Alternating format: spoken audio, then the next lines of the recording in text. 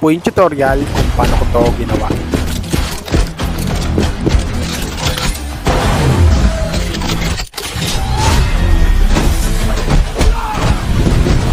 Kung gusto mong matutunan to at wala ka pang idea kung paano ko to ginawa, tapusin mo lang ang video ito hanggang dulo. Basic lang to.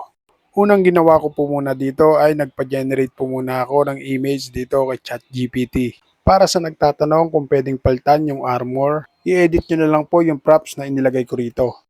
Palitan nyo na lang po yung Wasp armor o yung Wasp V4. Pwede nyo rin pong palitan ang kulay niyan. Ilalagay ko na lang po sa comment section yung props na inilagay ko dito. Kapag na-generate na po yan, ganito po kalalabasan yan. Kapag goods na, i-download na po natin to. Automatic po mapupunta na yan sa ating gallery. Then, exit na po tayo dito. Punta naman po tayo sa ating Google. Then, i-search po natin dito yung Dreamina AI.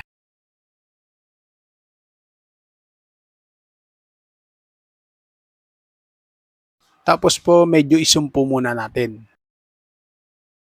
I-tap po natin yung AI agent. Tapos po, iset up po natin sa AI video. Then, punta po tayo sa Omni Reference.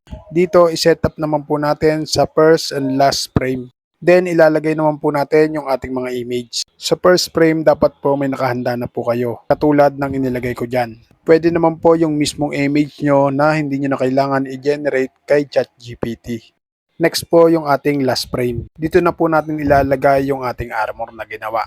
Tapos po yung nasa baba is kayo na po bahala kung saan nyo isa-set up yan. Make sure nyo lang po na may free credits kayo o may credits kayo para dyan. Tapos po maglalagay naman po tayo ng ibang prompts para gumalaw yung ating image.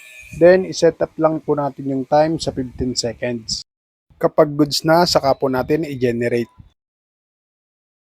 Kapag all goods na, ilong press lang po natin yung pinaka-video. Tapos po may lalabas po diyang maliit na download. I-tap lang po natin yung download. Automatic po magse-save na po yan sa ating gallery. Disclaimer lang mga lods, hindi po ako nagpo-promote ng AI apps. Para sa tutorial lang po ang ating ginagawa. Para po makatulong sa mga baguhan na nag-uumpisa pa lamang. Ito na po yung final video na ating ginawa.